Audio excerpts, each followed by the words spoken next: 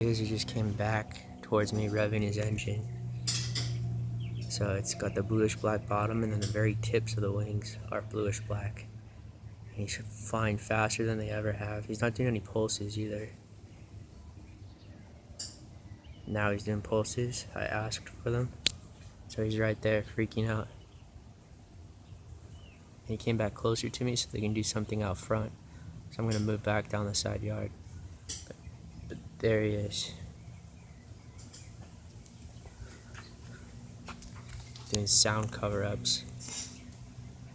He's flying at a higher speed because it's not as fun, because they have to actually account for the sound. That's part of it. Because when you fly extremely slow and you rev, everyone knows what you're doing.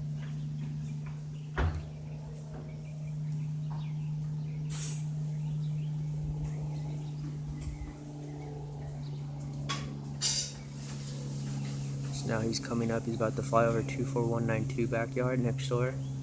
And now he's coming over my head. Perfectly over my house. He's descending a lot. And the marks on the wings are a slight diagonal towards the front.